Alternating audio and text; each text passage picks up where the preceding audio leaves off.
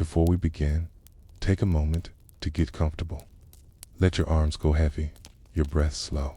And as you listen, feel free to leave a comment sharing what time it is, where you are, and what city or village you're listening from. It's love to know. And if you'd like more quiet stories like this one, don't forget to subscribe so they gently appear when you need them most. Now, let's begin. You return to the wall, not in daylight. This time, the sky is violet, cloudless. The moon pulls long shadows across the low hills, and the stones of the forgotten wall look pale, like ribs protruding from the soil. You stand in silence. Even the air has gone still again, as though something beneath your feet is listening, not moving, just listening. It's sad that every empire eventually digs into the earth to forget something. And when it cannot forget, it buries it deeper. While this barely remembered boundary wasn't drawn to keep out an army, it was built, or perhaps finished, to erase a decision, a king's decision, a mistake he would never be allowed to explain. And what he buried was not just soldiers. Where the earth opens, the Persian chronicles from the Sasanian period become especially thin around the reign of Kavad I and his son Khosrow I and Nusharuan. We know the court kept records. Kada, we know their astronomers were precise, their accountants ruthless. Kada, their priests deeply invested in written order. But for several years, particularly during the campaigns in the northern Caucasus, the details grow sparse. One report describes a strange outbreak among the king's border troops near the Caspian passes. Another mentions temporary blindness spreading through scouting parties. Still, another refers only to the silence that gripped them, an illness of the mind, not the body. There are no specific names, no battles listed, just withdrawal, abrupt, permanent, and soon after, the construction of a passage wall, far from the known cities. Some claim the structure was never finished. Others suggest it was never meant to be entered.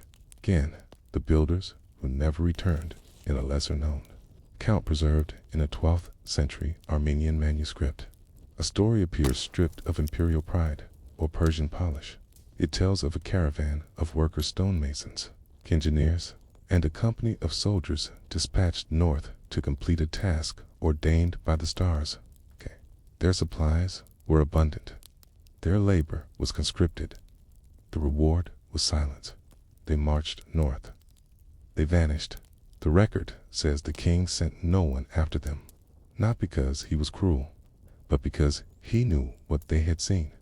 The story describes something unusual, a gate made not of stone, but of melted black iron, a formation, some believed, forged by nature. Others said it was older than the soil around it. The workers were instructed not to disturb it, only to wall it in. But one night, according to this manuscript, someone opened it. What followed was never fully written, just 3 words scratched into the margin. By a later hand, the sky bled fire. The phrase makes no sense, but is the kind of nonsense that sounds like memory. A mountain that was not a mountain today. Archaeologists describe the terrain north of Durban as unstable, fractured by old volcanic rock, and prone to subsidence. In one particular zone, never named on modern topographical charts, there exists a mound that radiates unusually high levels of heat in winter. A geologist in the 1970s noted that frost voids the center of this mound, even during severe cold. Local herders say the soil feels hollow. Animals avoid it. Sound echoes oddly when shouted nearby. It is not large, barely 300 meters across, but the soil seems layered artificially. Beneath the surface lies a tightly compacted band of vitrified stone, fused by extreme heat. Beneath that, no one knows. Excavations were proposed during Soviet rule. They were denied. The official reason: the area had no historical significance. Yet, why mark it on maps? Why station a guard hut 3 kilometers away, disguised as a weather station? Why did the soldiers post it there speak of headaches and ringing ears? They called the place the Breathing Hill, but officially it was nothing, just serene. Whispers in the text, the earliest reference to sealing an army in stone, appears not in Persian, but in Syriac Christian writings. One bishop, writing in the 7th century, recounted a tale he heard from traveling merchants. A Persian general, he claimed, had begged for reinforcements against an invisible enemy. His men could not describe what they faced, only that it moved through trees and left no footsteps. Some thought it was a spirit, others said it was the wrath of Ahura Mazda.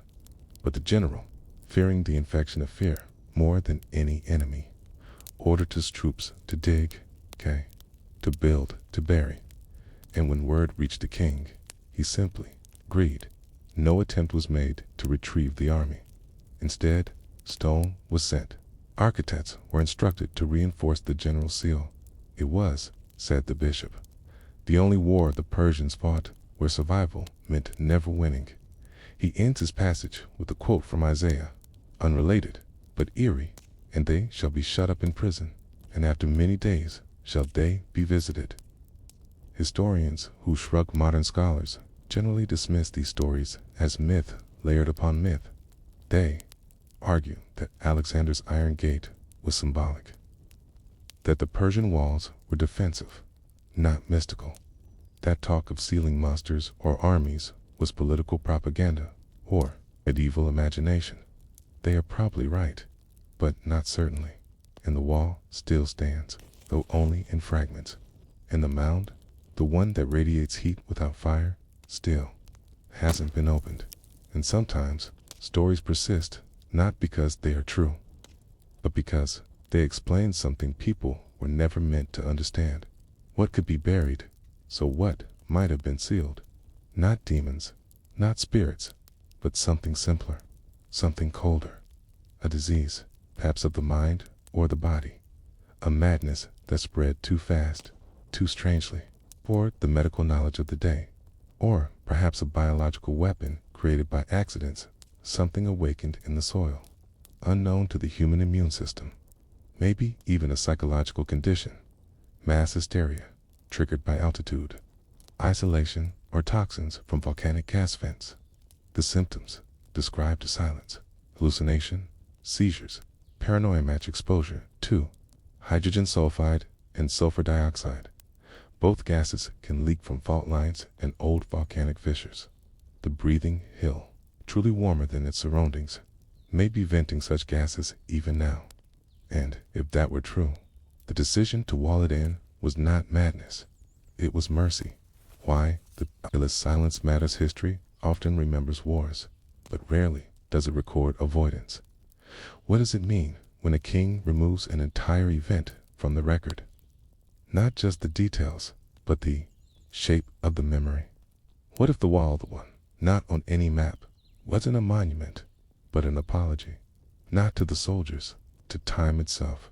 A structure to say, we will not speak of this, we will not remember, we will never, ever open it again. As the stars wheel overhead and the old wall stands quiet, the ground beneath you feels heavy, not with stone, but with the weight of what was never explained. And some part of you, small, silent, careful, understands why no one came back. Not because they couldn't, but because they chose not to leave the past buried, to let the wall stand, to let the earth forget. You are standing at the edge of an empire, though no one calls it that anymore. The air is still.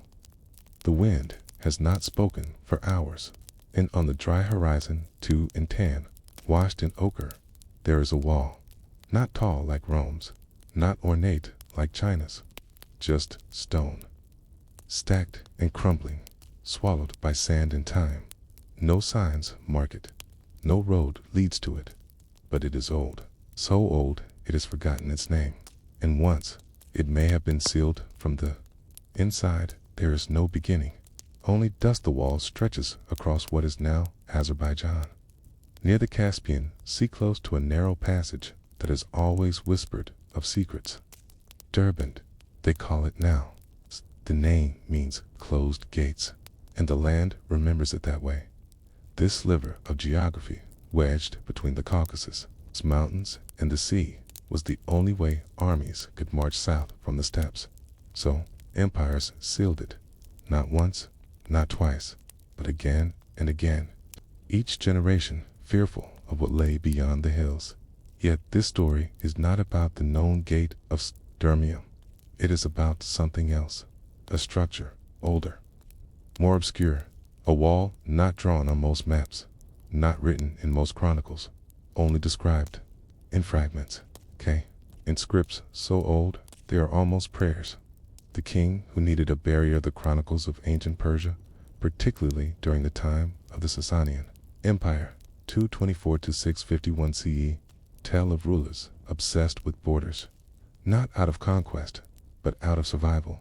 From the north came chaos, nomads, tribes, Scythians, Huns, later Caribs, and Turks, and before them all unknown figures, spoken of only in fear. And so walls were raised. Shah Khosrau, known to his people as Anushirwan the Just, is often credited with great construction. But even his most loyal scribes refer to an earlier barrier, one older than his reign, older than Zoroaster's fire, older than any memory left clean by history. This wall, they say, was not built to keep enemies out. It was built to keep something in. The echo in the mountains in the 10th century. An Arab geographer named al-Masudi wrote about a strange rumor that a Persian king once sealed an entire army into the mountains of the north. Not an enemy army, his own thousands of men. Horses, weapons all, drawn north to meet a threat that had no name. They did not return.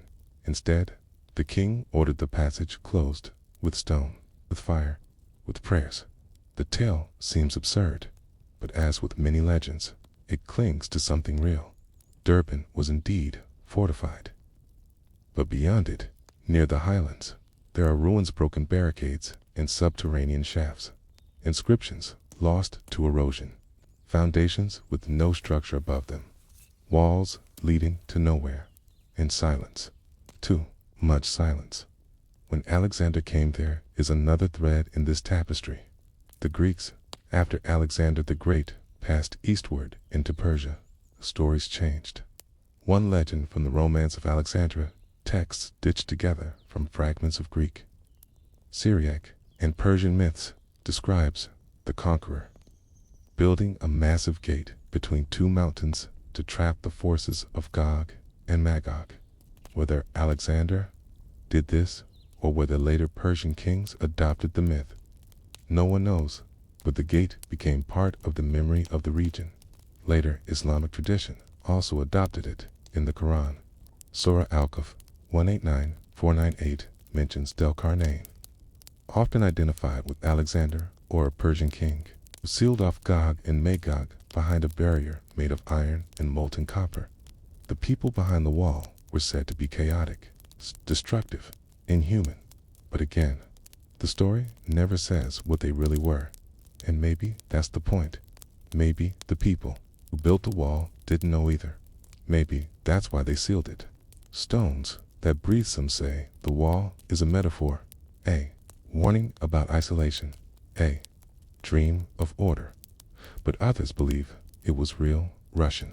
Archaeologists in the 19th century documented strange alignments of stone in the Caucasus foothills. They found fragments of old defensive ditches and sealed stone corridors, barely distinguishable from the terrain around them. The Soviets largely ignored the findings. Too inconvenient, too old. But the locals told their own version. They said there were places in the hills where animals would not walk, where the wind stopped blowing, where even the snow did not fall properly, as if the land held its breath. They called these places the sleeping gates, and they said those who crossed them at night heard sounds like marching from underground. A king without a victory who would seal their own army. Only a king with no options. The ancient records do mention a plague, though not the kind that affects the body. They speak of a madness that fell upon soldiers during a northern campaign.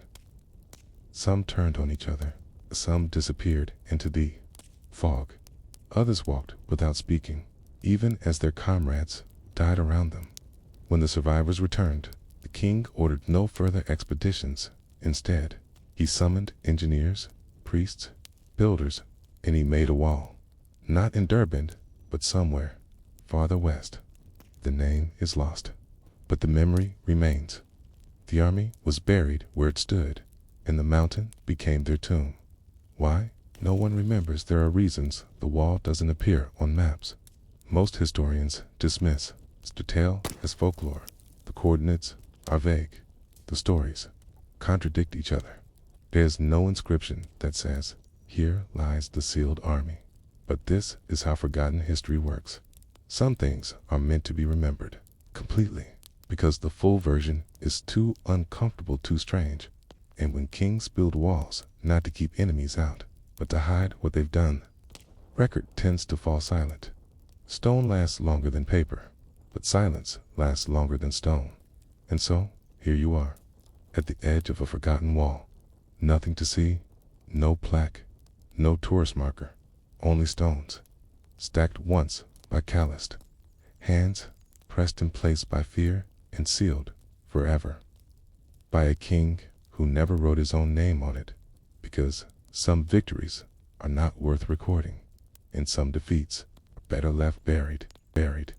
There's a place in the Eastern Caucasus where the wind changes direction without warning.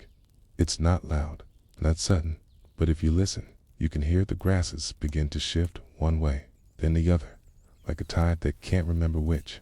Moon, it's following. And near that place, halfway between a dried riverbed and a forgotten pass, the stones of the ancient wall begin again.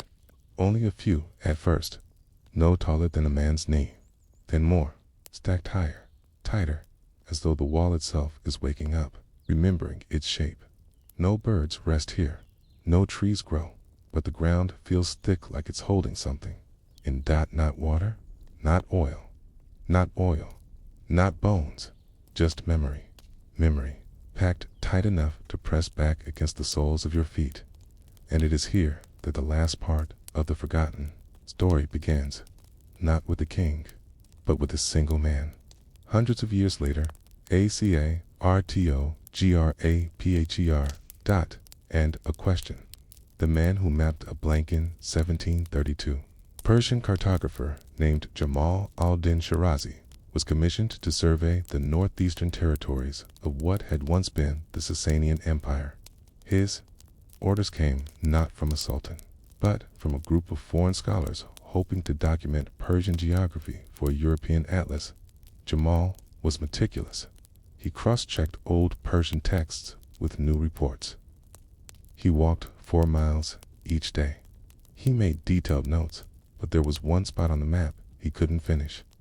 A stretch of land northeast of Durban, flat, featureless. Every local he asked gave him a different answer. Some called it the folded ground.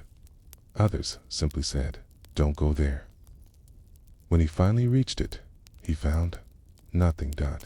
Not a ruin, not a stream, not a tree, just that strange directionless wind.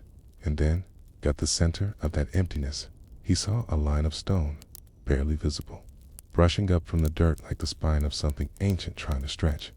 He followed it, and that night, he wrote, "There's a wall here. It is not marked on any chart. It is not mentioned in any official memory.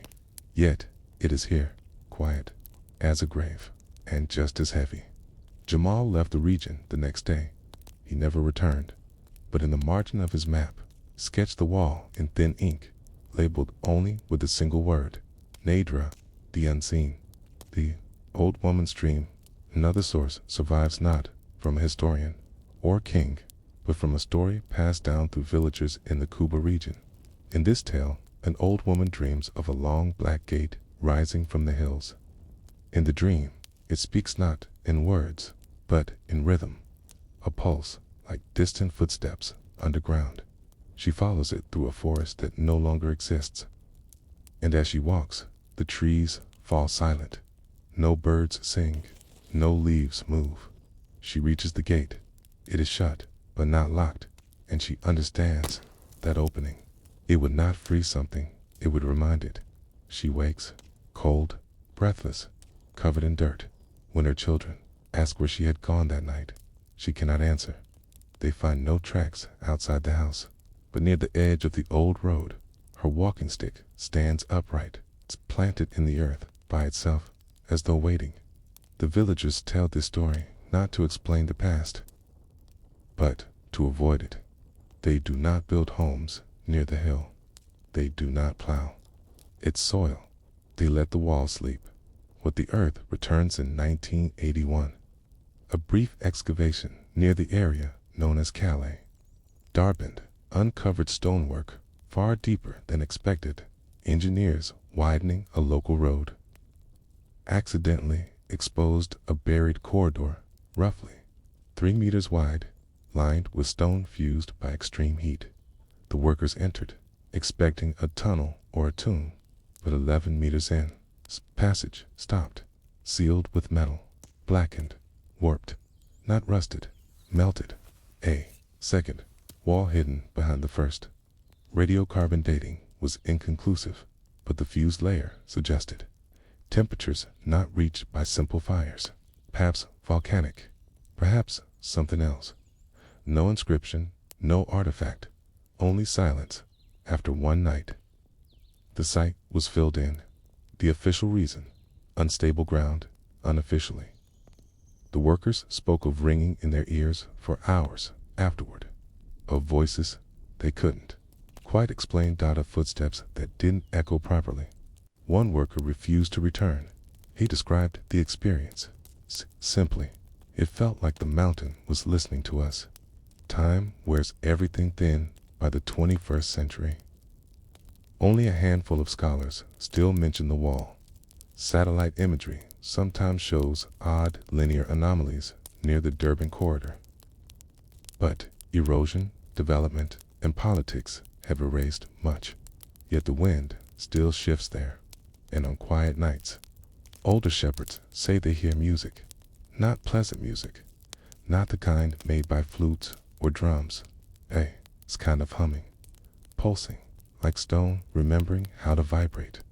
One man claimed his sheep refused to graze within 500 meters of a particular outcropping.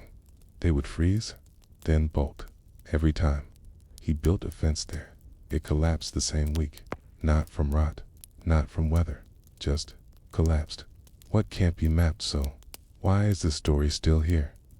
Why does it appear in whispers, in footnotes, in marginalia? Because the world isn't only made of things we can hold. It's made of absences, of gaps in maps, of walls no one admits were built. And sometimes those absences are the most important things of all. This wall, this line of stone, never meant to be found, was not built to defend it, was not built to commemorate. It was built to end something permanently, quietly, so that no one would ever have to know. What if it fails? There is a final part to the story. The villagers near the hill have a phrase. They don't say, if the wall falls. They say, when it softens, not breaks, not explodes, just softens, as though the seal is made of breath, not stone, as though the mountain isn't holding something in, but keeping something asleep. And one day, they believe the sleep will end, not with a scream, not with a war, but with a wind that forgets which direction it was supposed to blow, a silence that forgets how to stop, and a wall that simply disappears. So if you ever find yourself near the edge of a map, and the land is flat, and the sky is too quiet, and the grass shifts like it's listening, don't trace the spine. Let it sleep and leave the memory buried where it belongs, beneath the hill, behind the wall, where history ends and silence begins. You don't remember their names. No one does. There are no statues for them, no tapestries, no scrolls. But once they were real, thousands of them. Soldiers walked in a line, carrying spears, in grain sacks, wrapped in leather and linen, crossing a pass no longer marked by any map. Men with families, with old debts, with sore knees and dirty jokes passed around the fire. And then, one day, they stopped being anything at all.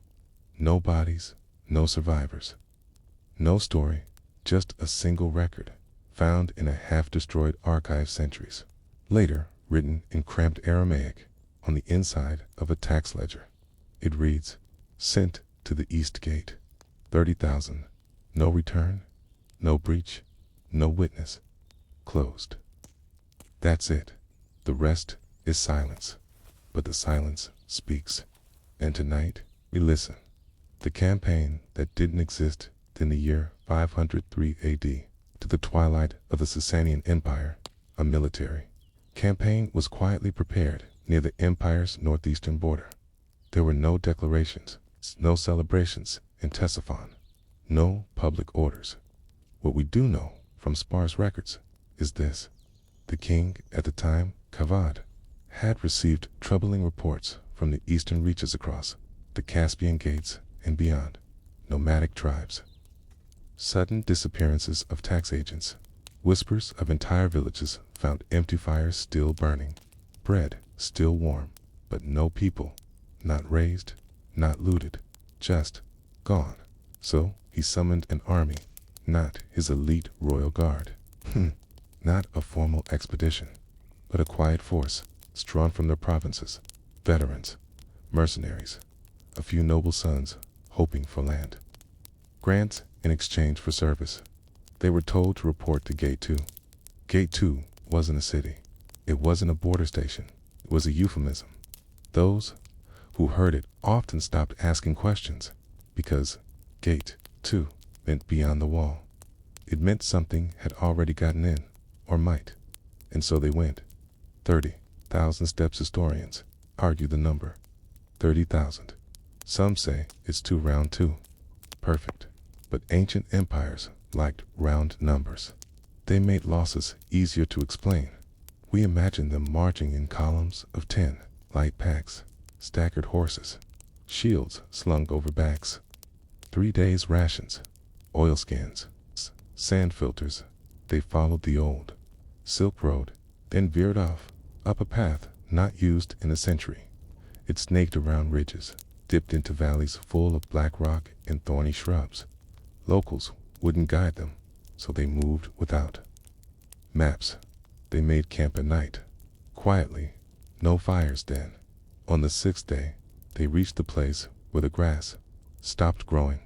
The cleft in the stone, the entrance, was not a gate.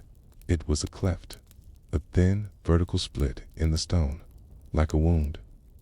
Narrow, but deep. It inhaled wind, but exhaled nothing. Inside, cold air, stale and sharp. The scouts returned quickly. No threat visible, but something was wrong. They didn't say what. That the walls inside felt warm to the touch, even though the air was freezing. Orders were given. Tay would proceed in.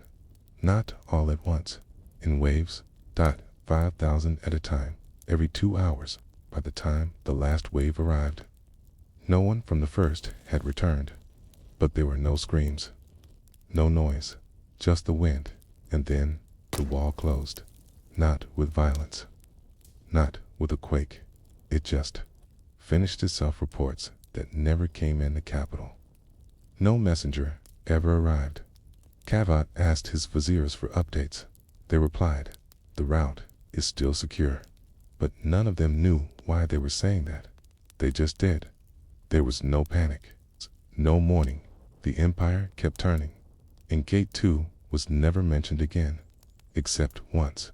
A single letter found in the ruins of a monastery in what is now Armenia, dated to 510 AD, written in Syriac by a monk named Yerd of Tigranica, Coda, addressed to an unnamed bishop. It reads, "A man came last night," or perhaps a shadow. He bore no sigil. He asked for bread, but did not eat. He said only, "The soldiers are still walking. They do not know they are dead, and the door no longer knows it was made by hands." That's all. No follow, dash up, no mention of it again. The monk died 6 months later. A fever, the hill that moves into modern day.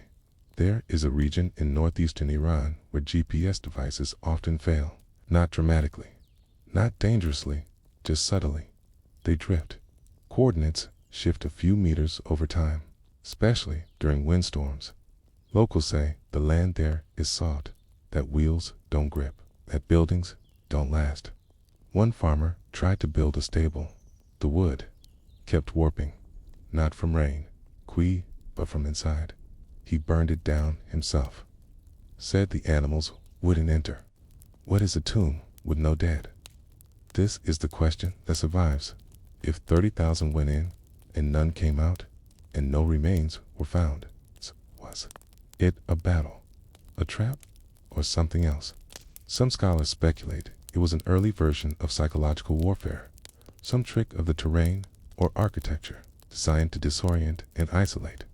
Others believe it was a test, that the king wanted to know what had entered the empire, sent lives to measure it, not to fight it, not to stop it, just to see how far it would go.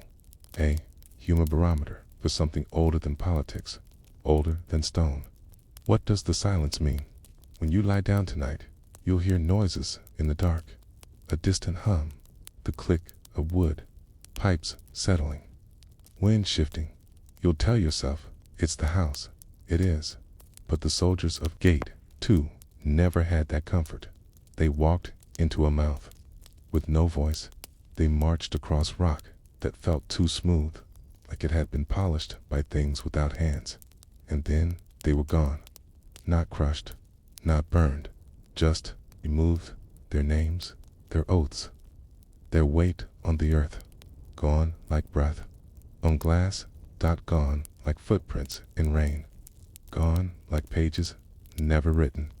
What will we forget next? We forget quickly. Cities fall, cities, fames, families change their names. But sometimes history doesn't forget because it never knew. Sometimes staccates.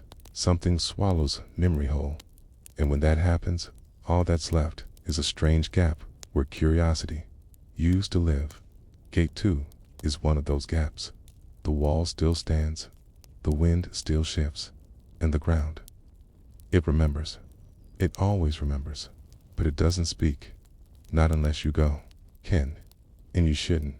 Not because of the danger, but because if you do, no one will even remember to look for you. You wake in a camp where no one is speaking. The fires have gone out. The stars are still above. They don't flicker like they did yesterday. And the men, these soldiers who marched from the heart of an empire, still sharpening blades for no battle, packing rations for no campaign, listening for orders that never come. But they are calm, silent, but not afraid. Something strange is happening now, and strangely, no one resists. The march that wasn't ordered in the imagined diaries of a provincial scribe who was not present, but tried. 8 years later, to reconstruct the events, one entry reads, they began walking again. No one gave the order, but the boots moved, each man behind the next. No drums, no horns, just the slow rhythm of agreement. 8. It is possible that the soldiers were already inside when the mountain sealed. It is also possible the gate was never a literal wall, but a kind of passage between what is seen and what is forgotten. Archaeologists once theorized that the men were victims of a sudden collapse, earthquake that sealed the gorge. But no rubble was found, no fissures, no dust pattern consistent with a rockfall. The terrain had not changed at all, except for the fact that it now refused to be measured. Durban and the mirror of doubt further north, the city of Durban, one of the oldest continuously occupied cities in the Caucasus. There is an old fortress wall, built from black basalt and pale limestone. It stretches between the Caspian Sea and the Caucasus Mountains, like a scar in one section. Near the southern watchtower, there is a blank stone. No carving, no seam. A perfect rectangle, set with such precision, it looks like glass. When sunlight hits it, it reflects, but not light. only shade. It's not your own. Locals call it the Gate of the Windless Mouth. And sometimes, when a storm passes through the highlands, they say you can hear boots marching from inside. The scholar who went looking in the late 1800s, a Persian-born scholar named Farid al-Nasr, wrote a 340-page monograph titled Beyond the Wall, Echoes of the Forgotten Army. It was not widely published. In fact, only 2 copies survive. Fred believed the campaign of Gate 2 was deliberately erased, not by accident or time, but by the empire itself. He tracked dozens of military dispatches from the reign of Kaved I and noted irregularity states struck out, units relisted as inactive, K entire supply orders redirected to regions marked non-existent. His theory, K, they were sacrificed not to war, but to containment. The Sasanian court knew that something had entered, but rather than engage it, they sealed it with flesh and silence. Farid was later institutionalized after claiming he had heard voices coming from an old military barracks outside Ray. The words he claimed to hear, "We are still walking. The gate is not shut. You are next." He died in 1904. His grave is unmarked. Modern explorations in the path that moves in 2006. A geological survey in northeastern Iran recorded strange movement in the sediment of a dry gorge near the Al-Borz range. The ground appeared stable, but satellite imagery over 5 years revealed that a narrow 20-meter stretch shifted slightly northeast every 11 months. It wasn't tectonic drift, it wasn't erosion. The surface moved, no plants grew there, no animals crossed it. Geologists from Tehran University called it an anomalous displacement zone. They gave it no official name, but one researcher in a rare published abstract referred to it informally as the path that forgets. The Whisper archives cite the National Library of Armenia, a dusty manuscript catalogued as Codex 487b, contains a set of translated whispers, literally whispers. A medieval monk, Aram of Ani, wrote in the margins, "These are not my words. I do not know whose voice. They came during silence. They must be kept." Here are some of the lines. "We march through time that won't hold shape.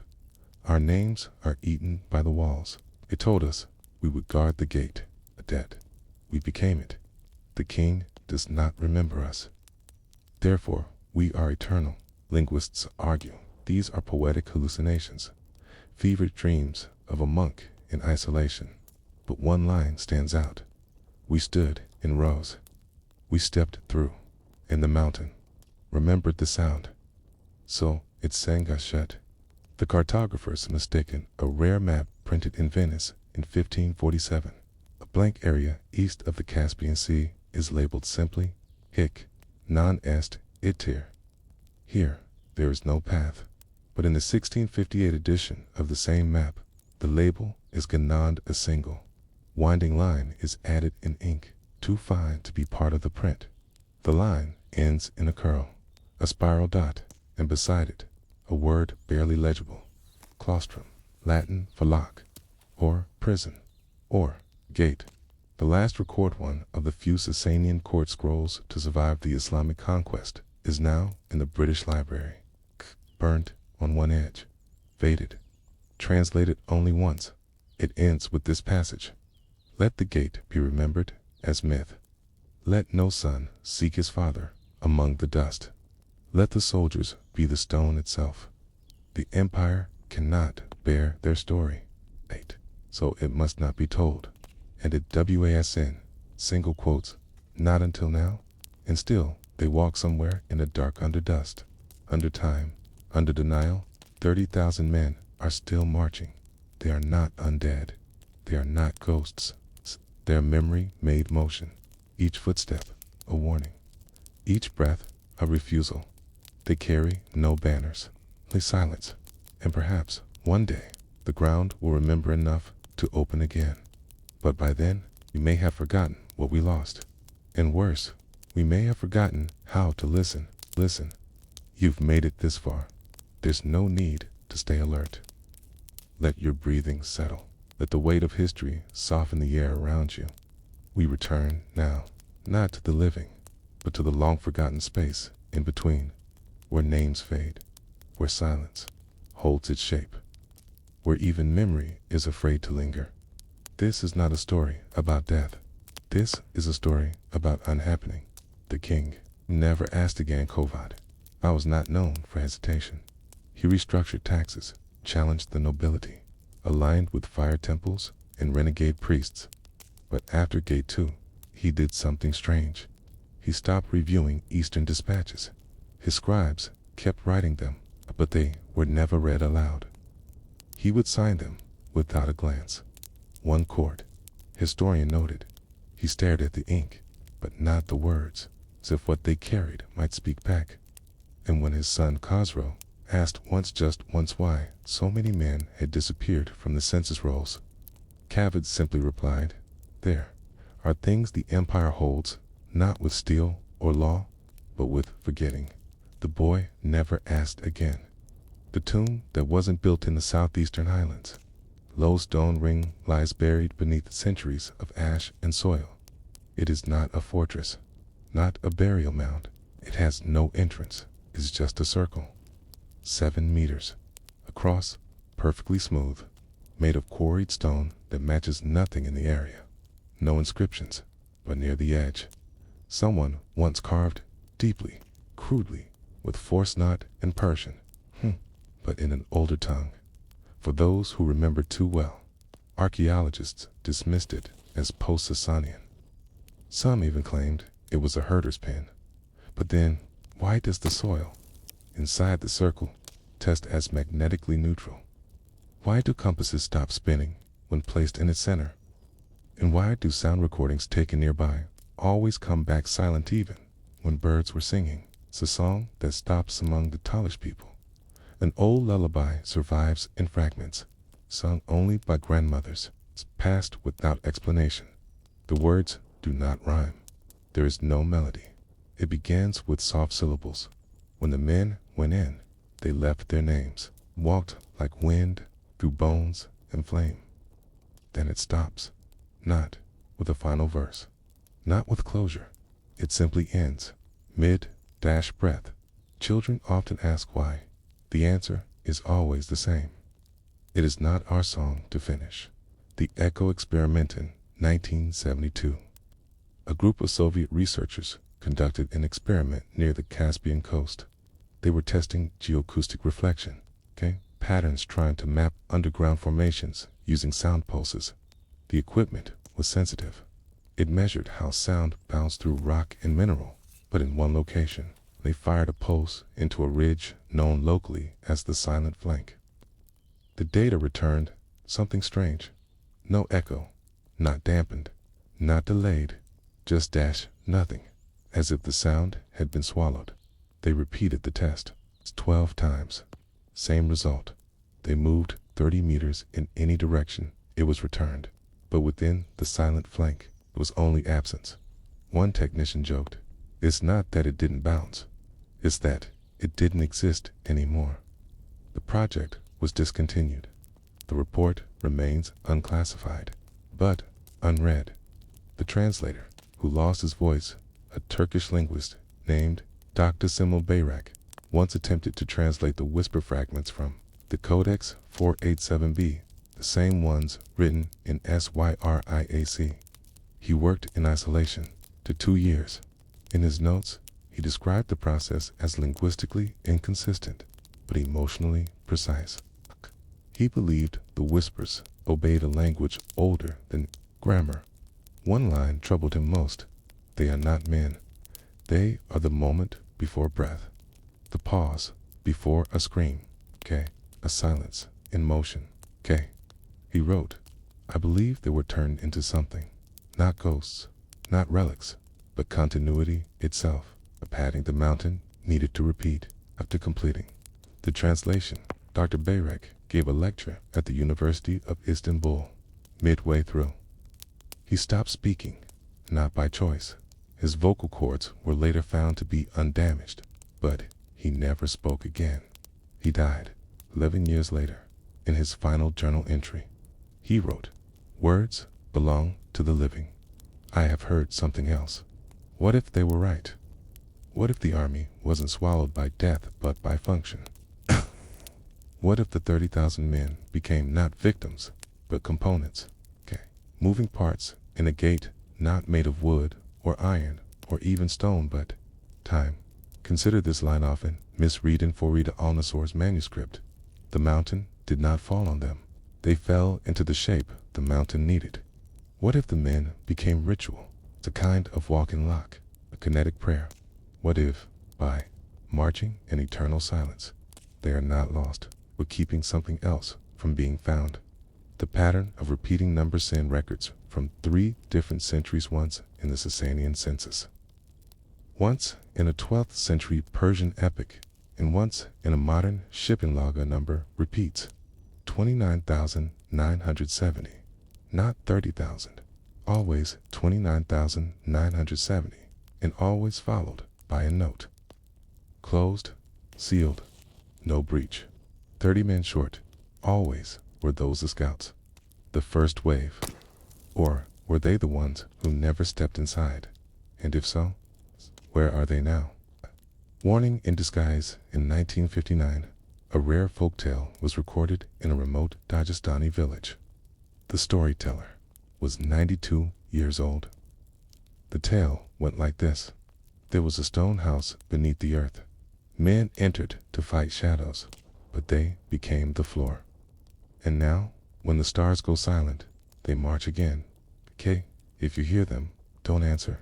If you answer, you're next. The interviewer assumed it was symbolic, some metaphor for war, perhaps. But when asked what the story was about, the old man simply said, "No story, just a place." The gate that does not close every gate is meant to open and shut, to allow and to deny. But what if a gate forgets how? What if the men who walked through were meant to shut it and failed, or worse, succeeded at a cost so complete even memory was spent like currency? What if silence is the toll? And we telling their story, now we're reopening something. It's late, the air is still, but beneath the stillness, something breathes. Not close, not near, just aware. Because a gate isn't an object, it's a choice. And now, you know the echo that ends in you in sleep. You may dream of boots, of a rhythm too, steady, of men with no eyes, breath that forgets itself. You may not wake, not fully. You'll think of stone, of dust, of echoes that do not return. And you'll wonder briefly if the soldiers ever wanted to be remembered, or if their silence was the only mercy they had left. But then the thought will pass, like breath on a window, and you'll sleep, not because you're safe, but because you're listening. Still, somewhere in the wind-carved valleys between ancient Elam and the Zagros Mountains, there was once a gate with no entrance, no hinges, no carvings, no locks, just stone black and pore shaped into a perfect rectangle against a cliff wall, too tall to be passed over, too smooth to be climbed, and far too ancient to match the ruins around it. The villagers called it Dur Farn Mashi, the door of forgetting. It didn't lead to anything. It didn't open. And yet, when people stood before it long enough, they forgot why they had come. The architect without a name, no scroll records, who built the gate. No temple dedicates its construction. No king's name is chiseled into its foundation. And yet, at the base of the gate, written in letters so thin and faded that they seem like scars on the stone, is a single phrase: "We were warned. So we built what could not be used," according to one local tradition recorded in the 14th century by a wandering poet named Kavi al-Hamdani. There was once an architect. His name was never spoken aloud. He was called only the draftless man, not because he had no plans, but because he drew only once, and he burned every sketch after the first stone was placed. He said, "This gate must have no memory of its shape. The city that avoided the gate, just a few miles south of the door of forgetting, once stood a small Sasanian trade city named Beshnawad. The ruins still exist today, stone foundations, pottery, fragments, traces of irrigation. But oddly, no road points north. No markers mention the gate. No maps indicate what stood above the city's cliffs. It's as if the entire northern quadrant of the landscape has been scraped from their records. Yet strangely, nearly every household in ancient Beshnawad buried a small ceramic token beneath their doorframe, each one carved with the same marking: a door, split down the middle, cracked at the bottom, and sealed shut at the top. No one knows what the symbol meant, but villagers believed it was a kind of decoy, something that would trick the gate should it ever come looking. The visitors who left later in the 19th century, a British antiquarian named Marcus Lethbridge made a pilgrimage through the Zagros Mountains, seeking pre-Islamic structures for his sketchbook. He was accompanied by 2 guides and a mule. When they reached the door of forgetting, Lethbridge wrote in his journal, "A strange basalt edifice, door-like in appearance, but unjoined to any wall. A dead end, no seam, but the air felt hollow." He sketched the gate with quick lines, K. But when he reviewed his journal that evening, he noticed something odd. The drawing was gone, just blank paper. His guides confirmed he had drawn it dot, and yet no graphite, no indentation. Nothing remained. 3 days later, Lethbridge fell ill, not with fever, but with absence. He could no longer recall his own route, could not describe his birthplace, even forgot his mother's name. Last sentence in his final journal entry reads, "I know I've forgotten something important, but the forgetting feels warm." He died in Shiraz weeks later. His satchel weighed nearly 2 pounds less than when he had arrived, and yet nothing was missing. The gate that grew a shadow in 1975, aerial photography of the site revealed something no one had ever seen from the ground. The shadow of the gate changed shape, not just over the course of a day, but year to year. In spring, the shadow was rectangular. In summer, it bowed like an open mouth. In autumn, it curled like a hook. And in winter it vanished completely. No matter the position of the sun, it was as if the gate refused to be remembered during the cold. Locals took it as a warning that the gate's memory, like the skies, could be altered by mood. The temple, built backwards not far from the gate, archaeologists discovered the ruins of a fire temple, but with one disturbing feature. Every inscription was written in reverse, not reversed like mirrored writing, but reversed in construction. The final letters were chiseled first. The prayers ran backward.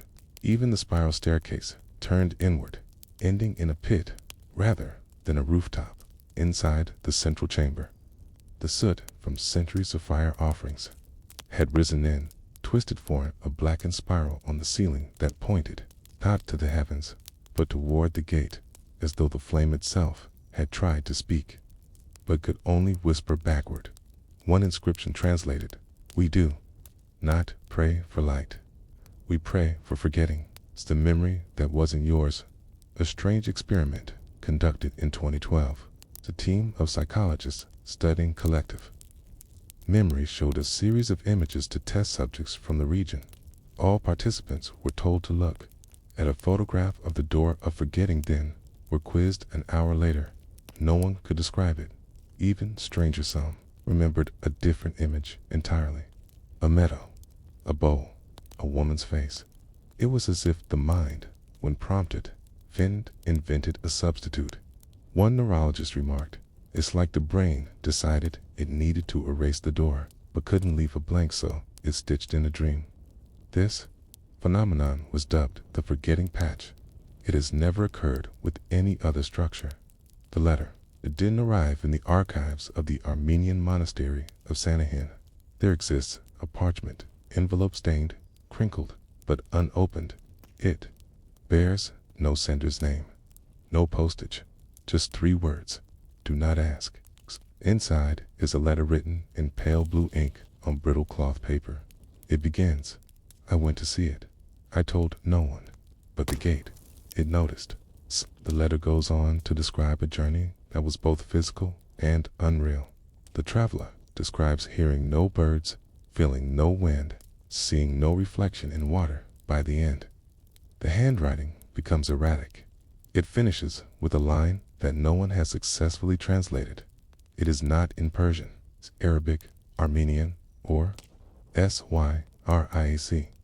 It is a curve of loops, a symbol, and beneath it. If you ever see the door, pretend it is not a door and walk away. The gate and the child. The most chilling story comes not from scholars or travelers, but from a 6-year-old boy that in 1993. A local child wandered from his village and was found seated, cross-legged before the gate, staring at it silently. He did not respond to his name, did not blink, did not speak for days. When he finally did, he said only, "The door told me not to knock." He lived the rest of his life quietly, became a shepherd, married, never left the region, but every winter, on the first snow, he would walk to the gate at dawn and just sit, facing it, saying nothing. One year, he didn't come back. His boots were found in front of the gate, but no footprints led away. Let your eyes grow heavy again. The world you're in now doesn't hurry. It doesn't whisper loudly or knock for attention. It just exists. Beneath things, beneath stones, beneath words, beneath all the noise of remembering. Because not everything in history wants to be remembered. And some things, like the gates, seem to remember you instead. This is not a legend. It's not a tale that ends. This is a quiet layer beneath the known world. A page written in absence. A shape that waits. A gate without hinges, orny. And it begins again with the men who built it. The 40 who stayed the construction of the gate was not assigned to imperial engineers, not temple masons, not scribes. According to a half-decayed account found behind a collapsed Zoroastrian altar, the gate was built by 40 men who had never built anything before. They weren't priests or architects. They had no patrons, no payroll. They were simply called from places no one remembered. Some were shepherds, others exiles. One possibly had once been a judge, but by the time they reached the site, they wore no identifying clothes or badges. No names. The account says they did not speak to one another. They worked without tools, at first moving earth by hand. Then, one day, a block of stone appeared, not quarried, not dragged, just there. Each morning, a new stone would be waiting, and the men would place it, without question, without comment. They worked in perfect silence for 93 days. On the 94th, they stood side by side and stared at what they had built. A gate that did not lead to a wall, just a shape, black stone, framed by nothing, rooted in stillness. Then they turned, one by one, and walked into the surrounding trees. They were never seen again. And yet, every anniversary of the 94th day, offerings were left at the base of the gate. Who left them? No one knew. The message etched in reverse much later perhaps. Hundreds of years, the villagers began to notice a pattern on the gate. Not an inscription, not a picture, but a series of indentations. Shallow, almost accidental. But if the light hit just right, they formed words. Only backwards, etched from the inside of the stone outward, as though the stone had been written from within.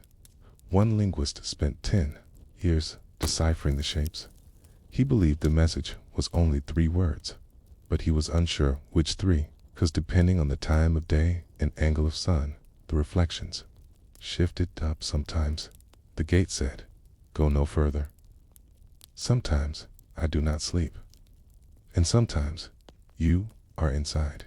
The dust that came to Sunin the spring of 1838. A traveler named Mikhail Saranov passed through the region near the gate. He was a cartographer and herbalist, interested in local plants and unfamiliar geography. In his notes, he wrote, "I arrived 2 days before the rains were to begin, and yet the air was filled with dust, not from wind, not from dryness, but from nowhere. It tasted like paper." It's claimed the dust did not settle. It floated mid-air like pollen, but heavier, and it clung to metal. Most curious, however, was his compass, which, during his stay, did not spin, but shivered as if caught in hesitation.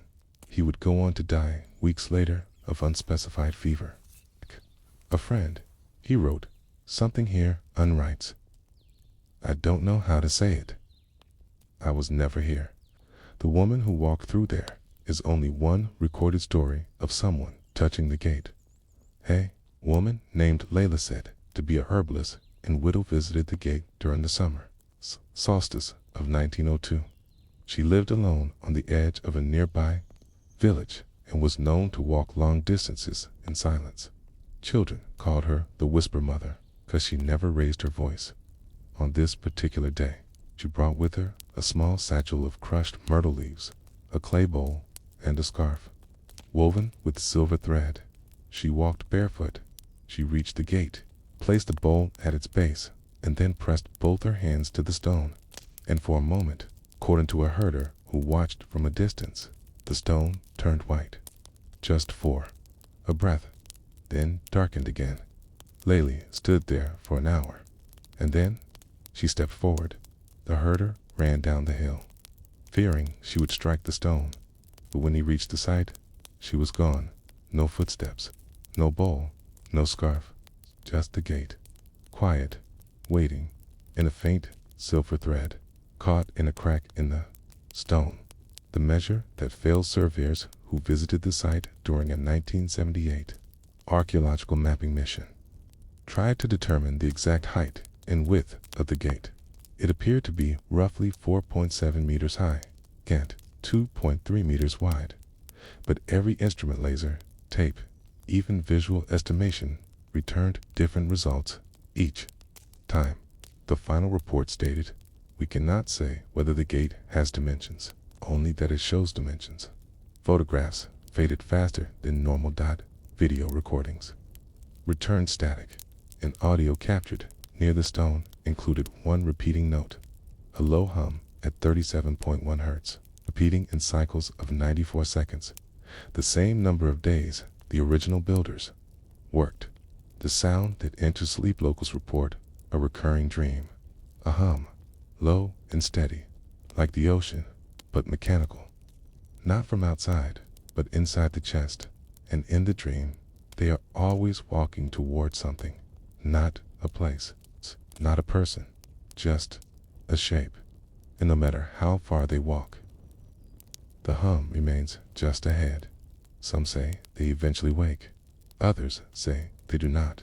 And among those who claim to finish the dream, the last thing they see is a door, but only the back of it, as if they have already gone through the map that drew itself. A single parchment map, dated to the early 1600s, shows the region from above. Its cartography is crude. No scale. Landmarks are mostly fictional, except the gate. The gate is drawn with painstaking precision, measured down to every detail, with depth and texture that exceed the artist's known abilities. It even includes the indentations along its face, something no one documented in Europe for another 300 years. At the bottom of the page, in smaller writing, "This was not drawn by me." I awoke with ink on my hands. The map maker never made another map again. The silence that followed eventually. The villagers stopped going near. They said the air began to feel too tired, that even time itself seemed to hesitate near the gate. Goats refused to graze within 100 meters. Children born within sight of the gate often cried without reason and developed speech late or not at all.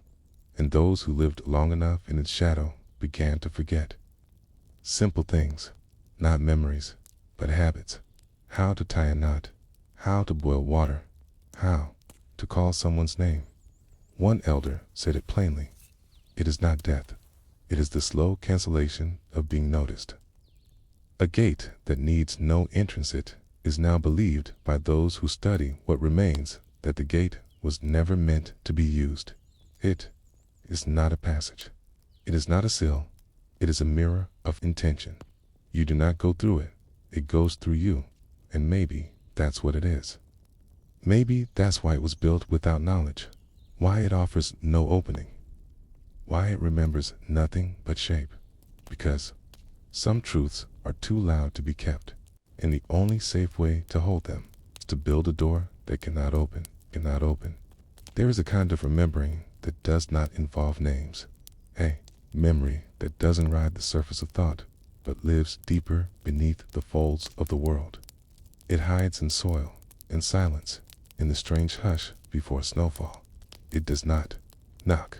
It does not call. And if it had a shape, it might look like a door that doesn't open, a gate that doesn't lead, a mouth that doesn't speak. And that's where we return to the gate that eats its own shadow. It is still standing, still waiting, still not being used.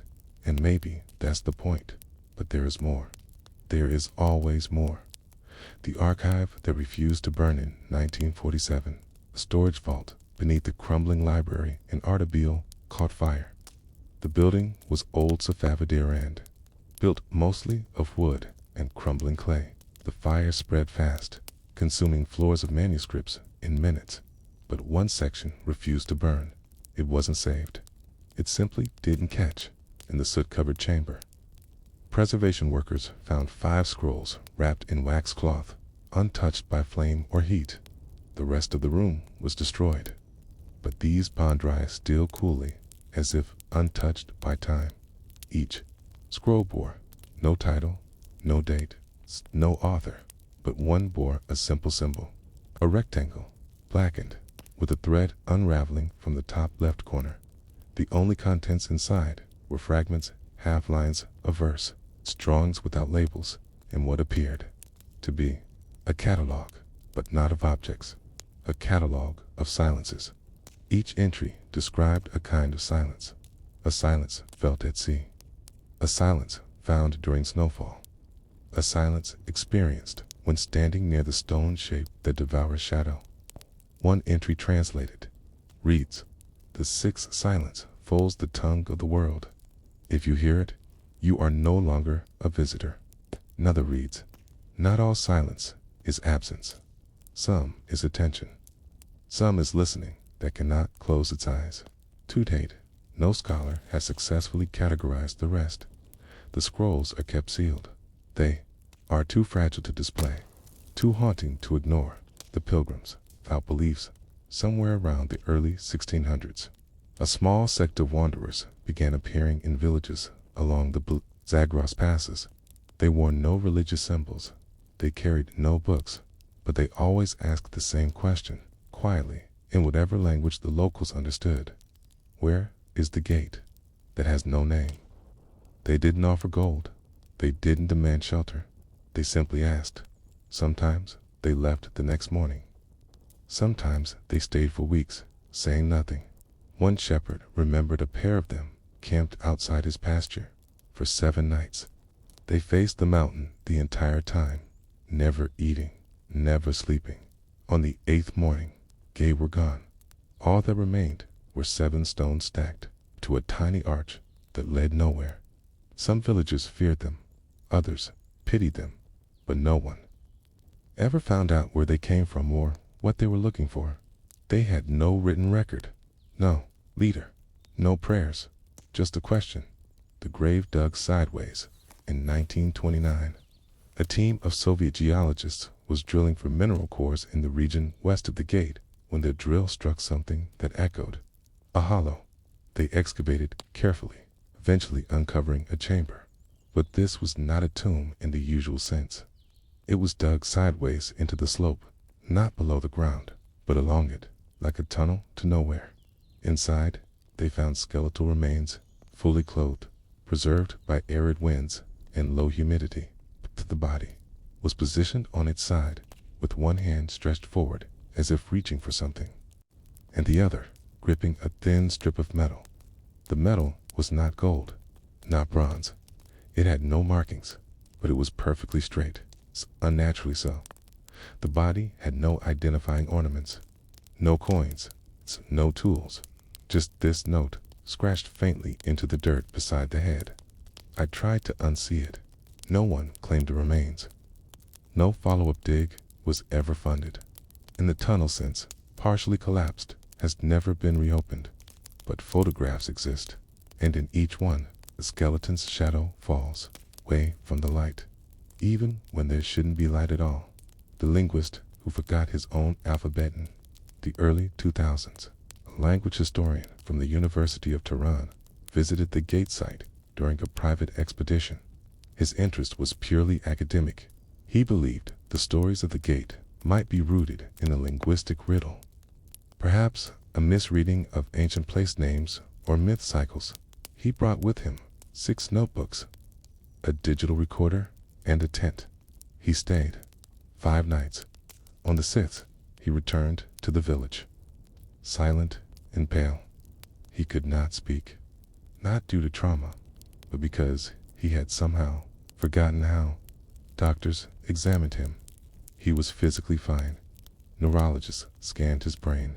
No damage, but he could not form words when shown an alphabet. He blinked as though seeing a tool he had never used. Eventually, over months, he recovered slowly, but when asked about the gate, he would only shake his head. He never wrote again, and every year, on the anniversary of his visit, he locks himself in a room and sits in total silence for 94 minutes. The dream that skips. K is end among villagers living near the gate. A specific type of dream is often recorded. It is not violent. It is not frightening, but it is deeply incomplete. Dreamers report beginning a task, walking, cooking, speaking to a stranger, and then suddenly finding themselves at the end, with no memory of the middle, as if the dream cut out, like a film, with the missing rail. One elder put it best. It's like I lived the silence between 2 thoughts. When asked if the gate appears in these dreams, most say no, but when shown a picture of it later, they pause, not in fear, but in recognition. It's the kind you feel when hearing a word that you know but can't place. The gate that once was a windowway. Theory exists quietly held by a few historians and folklorists that the gate we see today was once part of something larger. Not a monument, not a temple, but a window, not for seeing through, but for being seen, according to this idea. The gate is what remains after the rest of the structure collapsed. Tor was forgotten, perhaps intentionally. Its orientation, the way it absorbs shadow, the echo patterns near its base, these all suggest. Some believe that it was never meant to be passed through. It was meant to observe, to frame something that stood before it, but no longer does. Some speculate that what the gate once faced is what made it dangerous, and so they buried the memory. All but this one remaining shape, a black window with no view. The sky that looked away one winter. Satellites passing over the Zagros range recorded an anomaly for exactly 94 seconds. The space directly above the gate returned no data. It wasn't weather. It wasn't interference. There was simply no reflection, no temperature signature, no electromagnetic bounce. It was as though the sky itself had looked away. The data was dismissed. A glitch, but the time stamp was noted. And every year since, on the same day, during the same minute, drones fail. Birds avoid. And clouds seem to freeze in place, then continue, as if pausing. It's remember or forget. The gate that watches its visitors leaves. Some believe the gate is not meant to be opened, not meant to be used, but some believe it serves a function, not for the one standing before it, but for the one walking away. A shepherd once said, "You don't realize it's seen you until you're already gone." He claimed that after visiting the gate, people begin to notice something small. One thought, One word, one person missing.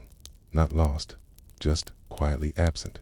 Something erased, like a name whispered in the dark and never said again. Not violently, just slowly and permanently.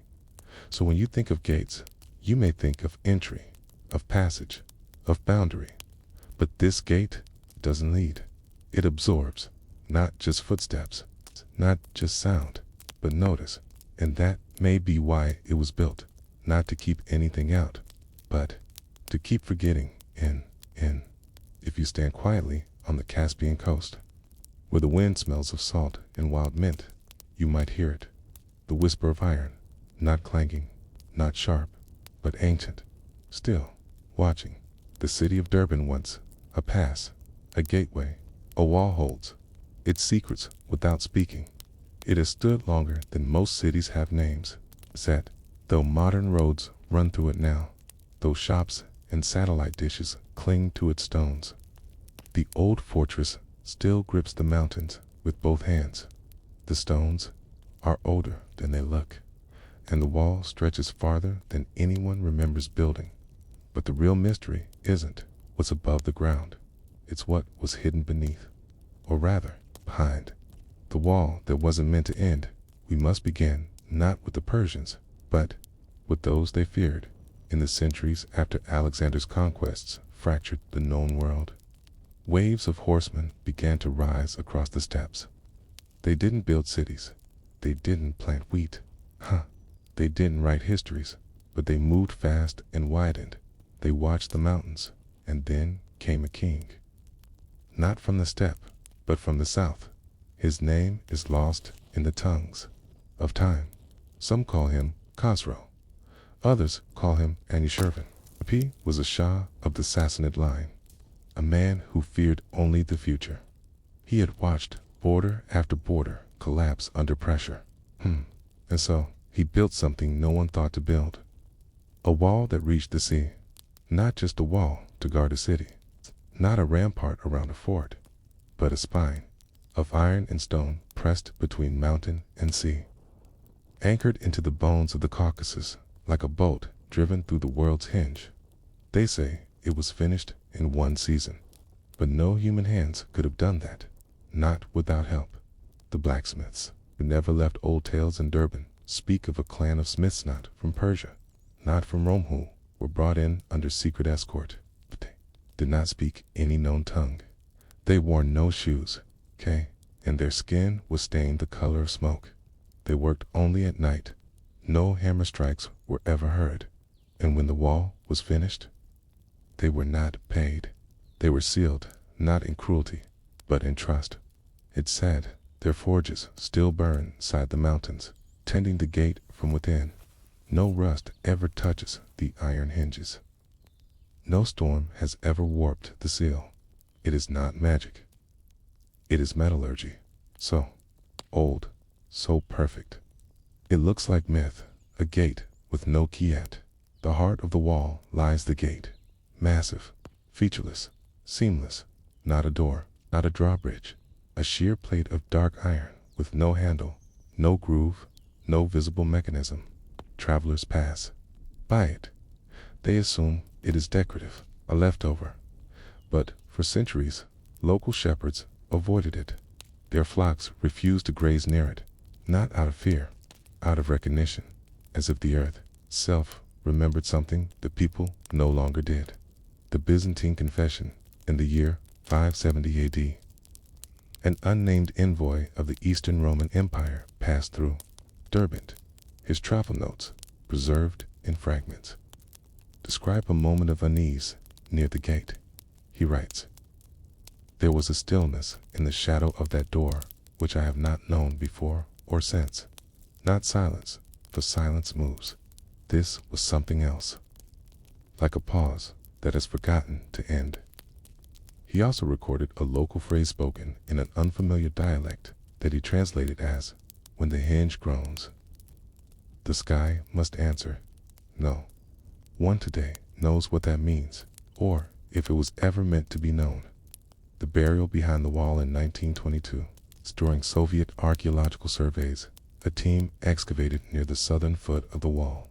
They expected clay, bones, perhaps shards of pottery.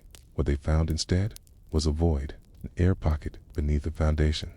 Lowering a lamp into the space, they saw not burial items, but armor, neatly stacked, row after row, shield against shield, helmet beside helmet, all identical, all pristine.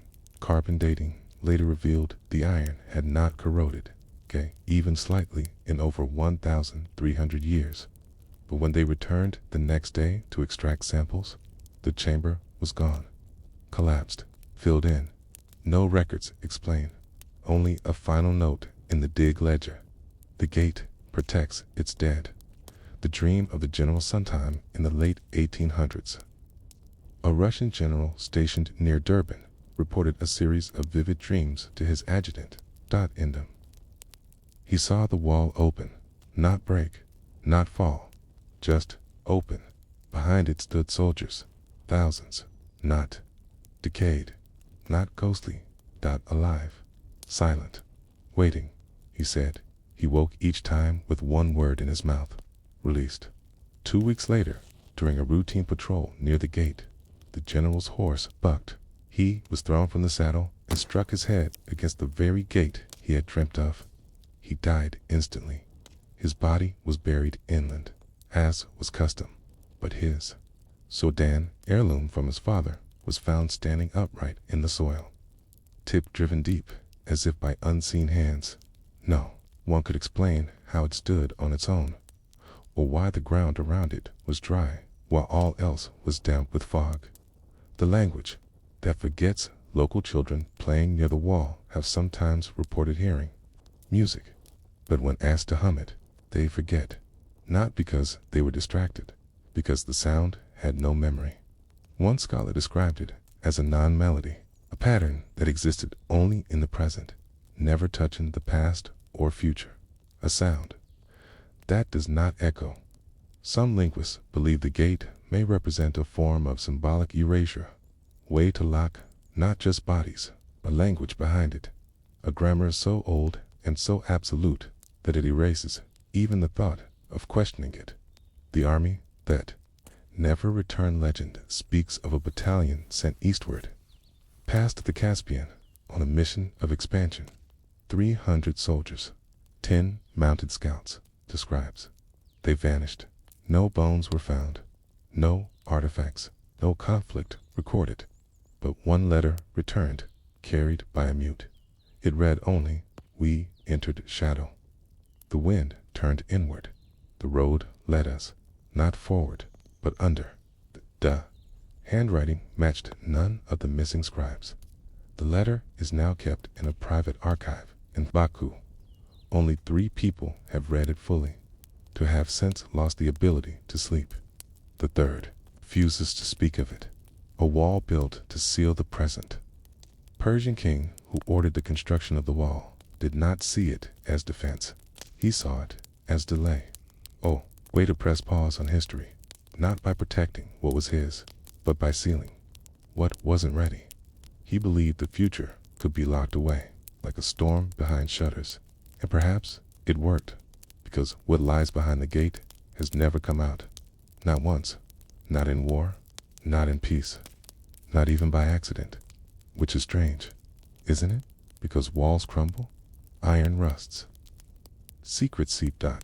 But not here, not this time, not yet, not yet. In Durban, the stones are older than the memory of hands, not just placed, not just carved. They feel folded, bent inward like parchment in a forgotten script, one too old to read and too sacred to destroy. Even today, if you walk along the narrow staircases behind the main fortress, you might hear something beneath your boots. Not echoes, not footsteps, but a low, humming vibration that has no source and no direction. A resonance, as if the wall is still listening or waiting. Locals don't talk about it, but they don't step on the oldest stones either. They simply walk around them quietly, without looking down. And if you ask why, they might reply with a shrug, or a smile, or with nothing at all. A gate that reacts to time, not touched by the 9th century when Arab geographers visited the region. The wall and gate were already ancient, known to them as Bab al-Abab, Gate of Gates. The structure was not described in military terms, but in philosophical ones. A scholar named Al-Fagani recorded, "This is not a thing to keep men out. It is a thing to keep a moment in." Described the gate as having neither hinges nor frame, but a presence like an unopened book. He claimed the air near the structure was cooler, even in the height of summer, and that birds avoided nesting near it. When one of his assistants tried to scratch a measurement into the metal, the stylus snapped instantly. No dent, no scratch, not even a sound. The gate absorbed the attempt without effort. They stopped testing it after that when the earth trembled in 1239. An earthquake shook the Caucasus. Records from the time described churches collapsing in Armenia and roads vanishing into canyons overnight. But in Durban, something stranger happened. The fortress stood, the walls held, but every door inside the city was found open the next morning, unlocked, unlatched, even the gates to livestock pens. The only door that remained sealed was the gate, and there, at its foot, lay a pile of iron shavings, as if something inside had stirred lightly then gone still again. No further tremors were felt that season, but one child disappeared. A goat returned with its eyes completely white, and the city went back to sleep. The scribbled blueprint that shouldn't exist, 1957. A Soviet rail engineer was assigned to draft a tunnel route near Durban. Beneath the stack of geological maps delivered to his desk, he found something odd, a tracing paper overlay with strange marks, lines, dots, angles. It didn't match any known coordinate system, but when placed over Durban's old city map, the lines aligned perfectly. With nothing, until he laid it over the ancient wall. The dots formed a spiral. The lines ran through the gate, not around it. It was a blueprint, not for a wall, but for something beneath it. He brought it to his superior. The next morning, was reassigned to Murmansk. The blueprint was never found again. He never spoke of it again. But on his deathbed, decades later, he whispered to his son, "It wasn't to keep them out. It was to keep us from going in." Woman who touched the gate 1983. A visiting ethnography from Tashkent wandered off the tour path and placed her palm on the gate. She stood motionless for almost 20 minutes. When finally approached by guards, she simply turned to them and said, "It's warm." When asked what she meant, she clarified, "Not like fire, not like the sun, it's like breath." She later documented the experience in her unpublished journals, describing a sensation of being observed, not by eyes, but by memory itself. She wrote, "It was like walking into a dream someone else was having, and realizing you were already part of it."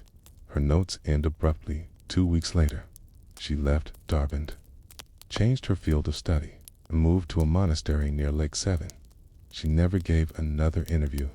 The gate appears in a dream text in the 14th century. A Persian mystic named Jalal Yazdi compiled a manuscript titled The Book of Inner Roads, a collection of dream visions and spiritual encounters.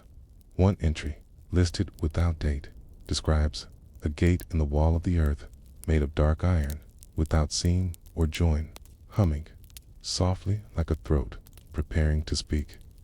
He continues, "I was told not to enter, not because it was forbidden, but because the question I carried would become the answer if I passed through." This line puzzled scholars for centuries, but a later verse may explain more. He who walks behind the gate must forget his name. He who waits outside must remember it twice. Some believe Jalal was writing metaphorically, but others think he visited Durban. There is no proof. It's only the fact that his grave marker includes a peculiar carving of a door without handles, the tant. Language of the gatekeepers.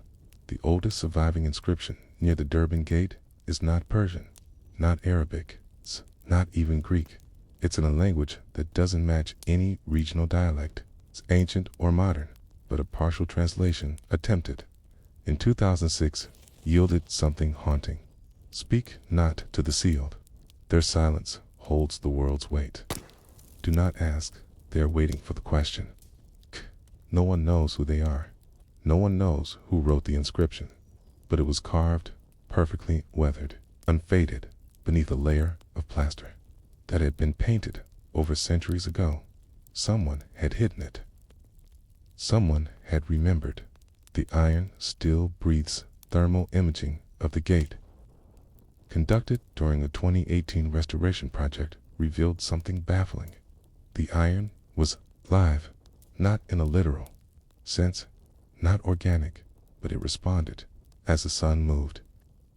The thermal signature changed not passively, like any heated metal, but in patterns, swells and contractions that seemed intentional, like breath or preparation. One technician swore the readings pulsed in time with his own heartbeat. He fainted shortly afterward. The equipment was packed away. The recordings were archived, but one still remains online. It's labeled in the construction archive. It's titled Gate _Heartbeat _3 Final _Cut .mov. It's been viewed only 147 times. What is behind the gate? That is the question that cannot be asked lightly, because to ask is to be heard, and whatever is sealed inside has been waiting for the world to remember it exists. Some say it is an army. Others say it is time itself, locked at a certain moment, so the world outside could continue without it. But the most chilling theory is the simplest, that we are the ones locked out. And what waits behind the gate is the world as it was meant to be untouched, unaging, unaware that we've forgotten it. You've stood long enough beside the stones, heard the wind brushing the gate's flanks, felt the hum through the soles of your shoes. But what lies beyond the sealed iron? What story refuses to be forgotten? To answer this, we must drift backward quietly into a time so distant, even Persia called it old, the story of an army, a king, and the fear so vast it had to be sealed in iron, and forgotten, but not destroyed. The forgotten campaign, the year was uncertain. Perhaps the 6th century, perhaps earlier. Persia's empire reached high into the mountains and deep into the deserts. Achaemenid kings had fallen, and new dynasties had risen, each holding pieces of the old world like scattered shards of a broken pot. In one of those pieces, a ruler rose whose name was rarely spoken and almost never written, but in a Syriac manuscript stored in a crumbling monastery in Mosul, a single line remains. He feared what would not die and ordered it buried in stone. Some believe this king named in the surviving text commanded his army to march north, not to conquer, but to contain. They were not heading toward riches, not seeking tribute, not claiming land. They were following an echo whisper of something old and hostile that had crossed through broken trade. Paths and mountain passes no longer marked on any map, and whatever they found, they chose not to fight it in the open. They built a gate and locked themselves inside with it. The wall was built inwardmost military. Fortifications are built to keep enemies out. But the strange thing about Durban's Great Wall is that its construction faces inward, sloped to resist pressure from the inside. Stone anchors beneath to prevent outward collapse. This was first noticed in 1892 by a Russian military engineer named Pavel Rokotov, who was mapping Caucasus fortresses for the Tsar. In his field notebook, he sketched a diagram of the wall and wrote only, "This is not defense. This is containment." Rokotov died of a fever weeks later in Baku. His notes were boxed and forgotten in a regional archive until rediscovered in 1961. By then, no one remembered why a Tsarist engineer had been investigating the inner foundation of a gate no one opened. But the diagram survives. It clearly shows one thing.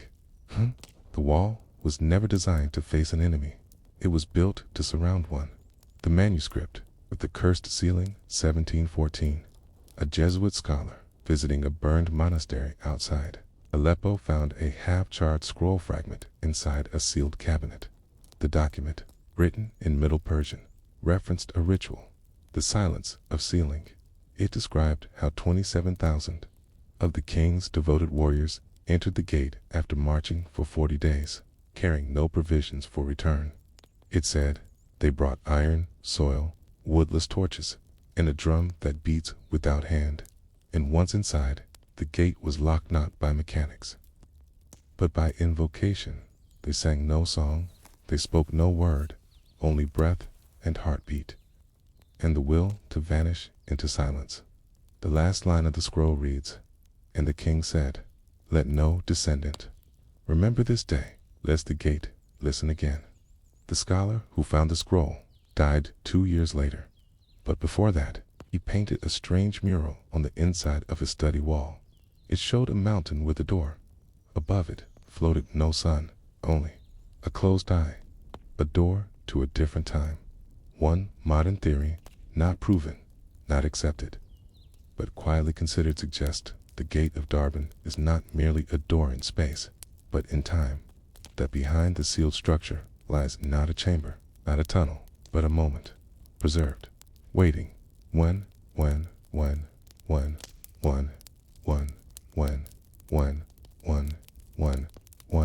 today, today. Fragment of history so dangerous or sacred that it was enclosed by a people who understood the cost of letting it live alongside time. They may not have had modern physics, but they had instinct, and stone, and silence, and so they sealed the moment shut and posted a memory of it on the edge of the empire to mark where the rest of the world stopped. The guard refused to leave in 1924. A man named Arslan Mamikonian, a Georgian guard, stationed at the northern post of the wall, refused to rotate assignments each year. Soviet officials reassigned border sentries across different regions of the Caucasus, but Mamikonian refused. He filed over a dozen formal requests to remain near Derbent. When asked why, he simply said, "I promised someone I'd listen." In his final years, he was seen walking the perimeter of the gate every morning, touching each stone, whispering to it. Some said he spoke Armenian. Others said the words weren't in any language known to living people. When he died in 1957, a journal was found under his bunk. On the last page, he had drawn an outline of the gate, and beneath it, a line, "When the stone forgets, I will remember." The shape of silence acoustic studies conducted near the gate in 2009 revealed an odd anomaly. The structure absorbs sound, not just dampens it, but nullifies it. Clapping, speaking, even shouting when done within a few feet of the gate registers at 40 to 60% lower decibels than in open air. No modern materials can fully explain this phenomenon. The iron shouldn't behave that way. Stone shouldn't drink sound. And yet, whispers shouted against the gate can't be heard even inches away. One physicist remarked, "It's not like silence. It's like the sound was never born." Buried Spears, 1981. Roadwork near Derbent uncovered a cache of iron weapons, not remarkable in itself. Many skirmishes occurred in this region, but these spears were unusual.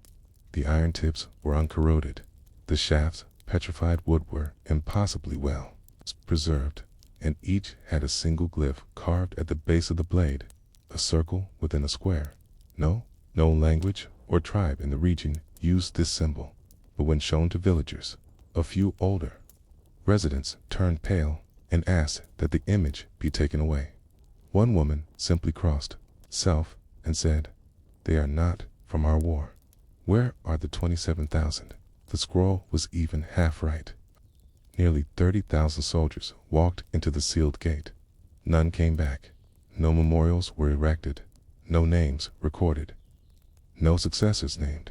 Only silence and the gate, and a rumor that the gate itself still beats softly on winter nights when snow piles high enough to muffle all other sound. Some say if you press your ear to the stone when the snow is thick, you can hear not voices, but marching, distant, faint, steady, like an army still walking in a circle, still guarding something, or still searching for a way out. A curse of memory. There are no official histories that mention the event, no chronicled campaign, no surviving general's name, but perhaps that is the curse. Not that they were forgotten, but that they were removed, as if someone or something decided the best way to protect the world was not just to seal the gate, but to erase the very idea that it had ever been opened. It begins with a slope, gentle at first, covered in dry, moss-colored grass. Pebbles shift beneath your boots. The sun somewhere behind a cloud that refuses to move. You're high enough that your ears ring slightly. The wind does not whistle it. Size. Locals call this place the Sleeping Fang, a jagged ridge in the Greater Caucasus, some kilometers east of Durban. It is not the highest peak in the range, nor the most beautiful. It does not hold religious value today, nor tourist appeal. But for centuries, no one climbed it. Not because of superstition, not because of danger, but because the mountain was forgotten on purpose. It was not listed on military maps during Soviet times. Earlier Tsarist maps labeled the region, but not the peak itself. In older Arabic texts from the 10th century, a vague mention of a hill of sealed stone where the wind does not pass is tucked into a traveler's log. Even the great 14th century explorer Ibn Battuta's pen etched nearly every corner of the known world noted this part of the range only in passing, as if something within this quiet ridge pulled the pen away from parchment. The tomb, with no entrance, the legend, if it can be called, that begins with a shape, not a structure or a monument. It's just a dome of stone, nearly indistinguishable from the surrounding rock, but smoother, too smooth, for the natural mountain is weathered and broken by time. This formation holds a strange artificial roundness, like something made long ago by someone who wanted it to disappear into the earth. In the 1930s, a mountaineer named Yuri Levkin attempted to survey the ridge for a planned Soviet communications post. He marked in his field notes, unnatural curvature to the southeast shoulder of the peak, granite dome, possibly man-made. No cracks, no seams, no entrance. Levkin was never sent back. The post was established farther north, but his report was archived in a Ministry of Internal Affairs file titled simply Unusable Rock. Over the decades, others came and went, climbers, geologists, sometimes soldiers, but no one stayed long, and no one broke through the surface. The sealed chamber beneath. In 2004, a joint Russian-Georgian seismic survey was conducted in the region, aiming to assess fault lines near old Soviet military sites. One reading, taken with deep-scan instruments on the eastern face of the peak, returned anomalous echo patterns. The stone beneath the dome reflected sound in a way that suggested a hollow space, elliptical, in more than 30 meters below the surface. No cave systems are known in that region. No natural fissures or lava tubes. This was not a geological fluke. It was a chamber, perfectly centered, deep, dry, and completely inaccessible. A structure, a tomb, or something else. The theory of the buried host. Some historians believe the chamber may contain a mass grave, an army sealed intentionally, not in punishment, but as memorial. In Persian and early Armenian epics, there are vague stories of a northern host sent to stop an incursion of fire-wielding invaders. One version, found in a 12th century Georgian text, speaks of a king who ordered his warriors entombed in armor, so their souls could remain bound to the mountain and guarded eternally. The text reads, "They were not to be mourned, to remembered, without breath." Such burial traditions, they existed, would likely have been ritualistic, not strategic. But the strange part is not the tale itself. It's the total absence of any archaeological confirmation. No grave goods, no ash, layers, no bones, just the dome, and the mountain's refusal to be read. The inscription that vanished in 1967. A photograph taken by a German alpinist showed what appeared to be a faded inscription carved into the lower edge of the dome. The script was angular, vertical, and did not match Arabic, Cyrillic, or known Caucasian alphabets. It resembled, distantly, some forms of Pre-Achaemenid, Elamite, or Urartian Marx languages, long extinct and poorly understood. But when researchers returned with a local historian in 1969, the inscription had vanished, not eroded, gone. The surface, where the carving had been, was smooth and bare. Some speculated that snow or moss had covered it. Others suggested vandalism, but no fragments were found. No trace of tool marks, not even a discoloration, as if the mountain healed itself. The cold that burns there is one final anomaly.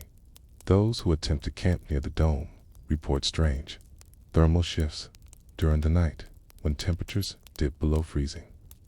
One would expect cold fingers, numb toes, shivers through sleeping bags, but what's reported is the opposite. A dry, concentrated heat radiating not from a campfire or the sky, but from beneath the earth. One traveler described it as sleeping on a stone that exhales embers. Another said he woke from a nap with sweat soaking his collarbones and a distinct smell of something metallic in the air. And when they moved, even 5 feet from the dome, the heat vanished. No geothermal activity is recorded in this region. No volcanic tubes, no thermal vents, no tectonic friction close enough to the surface. And yet, the mountain pulses, echoes that have no source. On one occasion, in 1993, a pair of climbers from Azerbaijan attempted to hammer a small chisel into the dome's upper curve. After several strikes, one of them reported hearing what he described as a knockback, not an echo, not rock fracturing, a single. Not that 3 seconds after his strike. Like a reply, they left the mountain that night and never returned. What is this place? A sealed tomb? A forgotten memorial? A lost layer of a forgotten war? Or something older, so old that it no longer speaks in memory, but in stone? No one has entered. No one has mapped the chamber. No one knows what lies inside the mountain that was meant to be forgotten. But the wind remembers, and when it moves across the ridge, it carries no birdsong, no insects, no human noise, just breath, just stone, waiting, waiting. The silence on the mountain wasn't always there. There was once a king who gave it its silence. His name has been buried beneath layers of interpretation. In Persian, he was whispered as Shah Ardashir of the Black Ridge. In Armenian records, he is called the Veiled King, and in the fragmented scrolls stored in the burned monastery of Serb Kach, he was referred to only by a symbol, which some scholars transliterate imperfectly as Ardashir. His reign has no firm dates, but the surviving administrative script, fragments, tally sheets, trade weights, and pottery seals suggest he lived and ruled between 230 and 270 AD, around the time of the Sasanian Empire's height. But he was not a Sasanian king. He was a fringe lord, a mountain ruler, a war king with limited territory but significant fear attached to his name. He didn't rule cities, he ruled ridges, and he fought people no one remembers anymore. The threat from the steppe in late 3rd century records from Armenia and Iberia, now Georgia. A new word begins to appear, Mazog. Some linguists believe it refers to a group distinct from the better-known Alans, Scythians or Huns, possibly a small but dangerous tribal confederation from the northeastern Caspian coast, nomadic, equipped with bronze-studded armor, short, recurve bows, and tactics that blended speed with surprise. The Mazag weren't an empire. They didn't build. They didn't leave art. They came like fog appearing suddenly, overwhelming quickly. and fading into the marches. To a king like Ardasher, they weren't enemies. They were unwanted mirrors, fast, aggressive, unbound by custom or court. His soldiers wore fine ringmail. They prayed to sun discs and carried bronze crests on their helmets. But the Mazak didn't wait for banners to be raised. They struck in winter when mountain passes were weakest. They melted behind ridgelines. They didn't bury their dead. They buried yours. By the year 245, Ardasher had reportedly lost 4 garrisons to daughters-in-law and half his treasury to Mazak raids, so he prepared to make a stand. The last defense, according to an obscure chronicle found in the 19th century. Among the records of the Echmiadzin monastery, Ardasher summoned every able-bodied male from his 12 ridges. The text describes, they left their fields and carried only picks, not swords. They were not to fight, but to build, to hold the breath of the mountain shut forever, rather than defend from a fort or a watchtower. The king chose the sleeping fang, the ridge that even local shepherds avoided. There, with forced labor and royal masons, a stone chamber was hollowed out beneath the mountain's shoulder.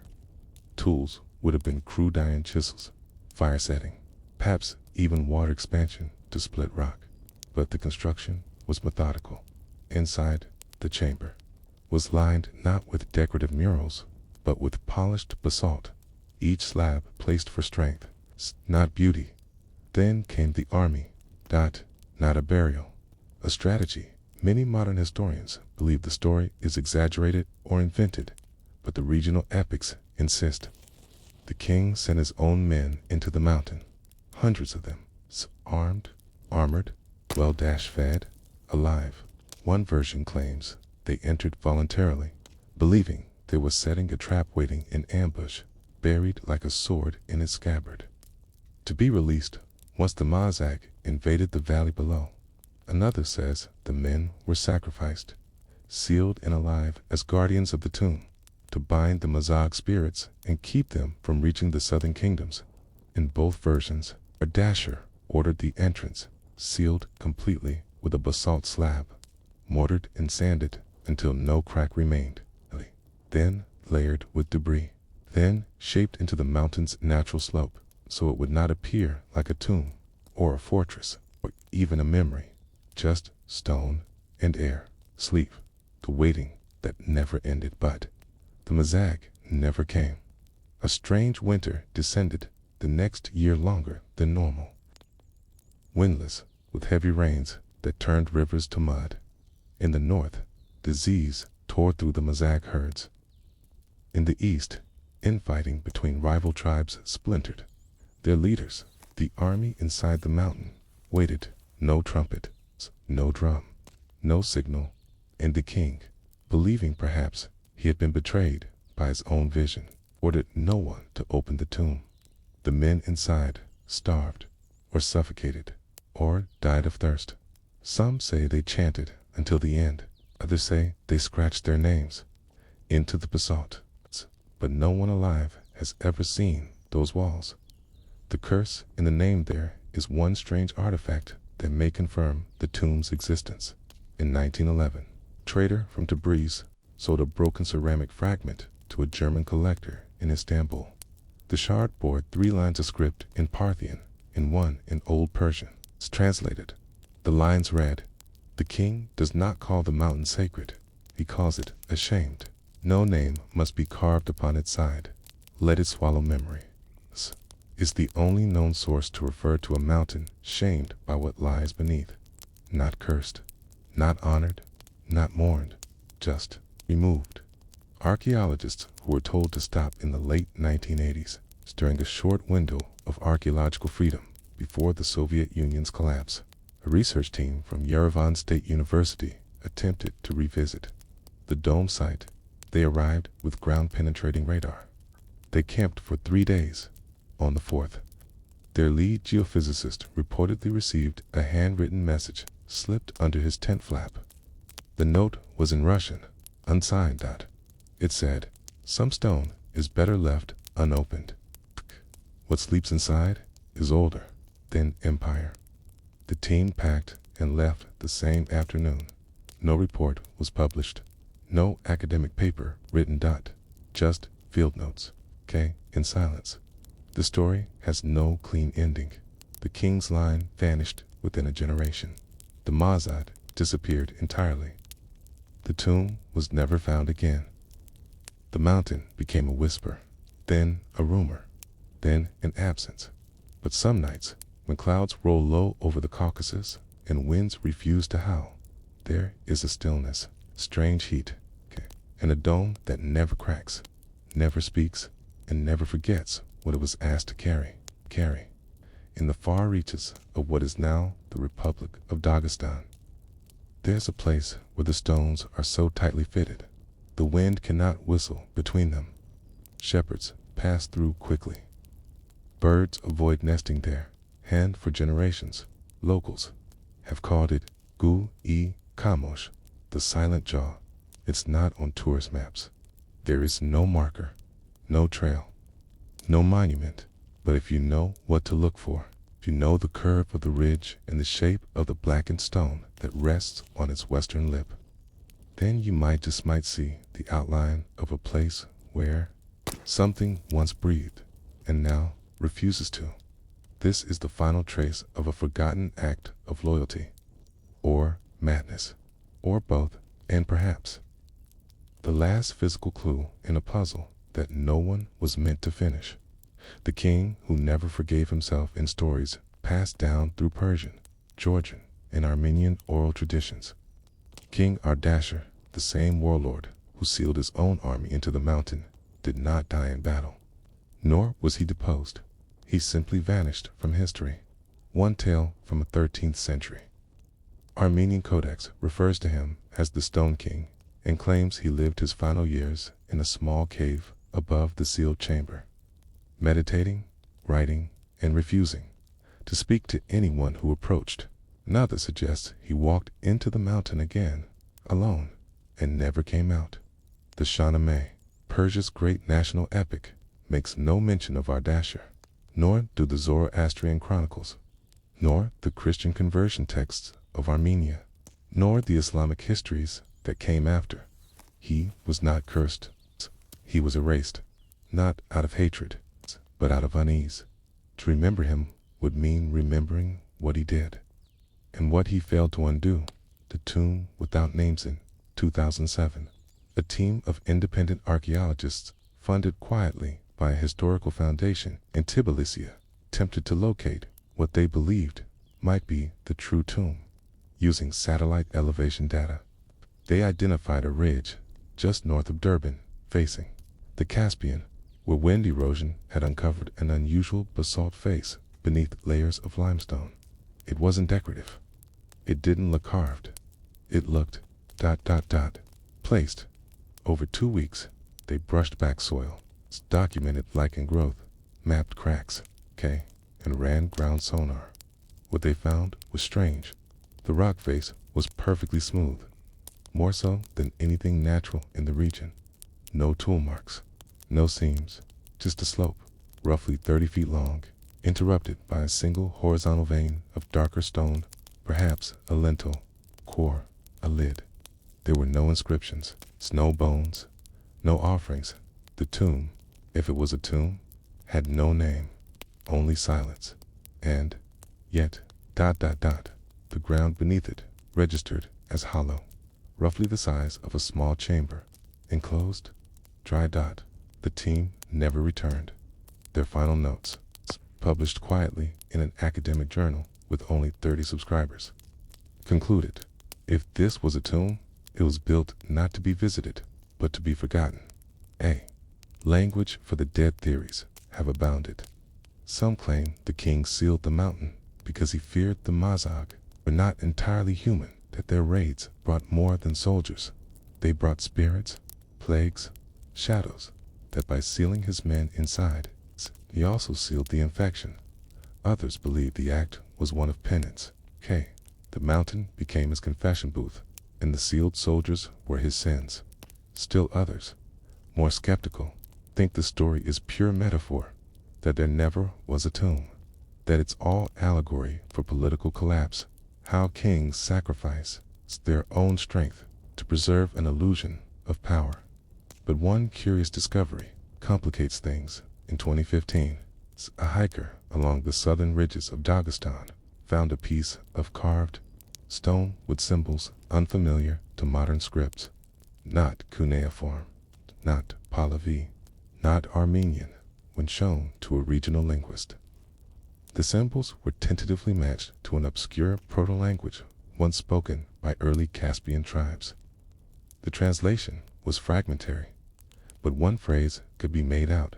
Stone cannot speak tone, but it remembers. This may have been a warning, or a lament, or a promise, but it matches the theme echoed in every version of the story. The mountain was made to shut up memory. The tomb, as technologists, some archaeologists now view such silent tombs, not as mausoleums, but as technologies of forgetting, not for the dead, but for the living to manage political transition, to bury shame, to enforce peace without the burden of truth, by sealing the soldiers inside alive. Alert, hopeful, the king may have sent a message both to his people and to his enemies. This is what we do to keep you safe.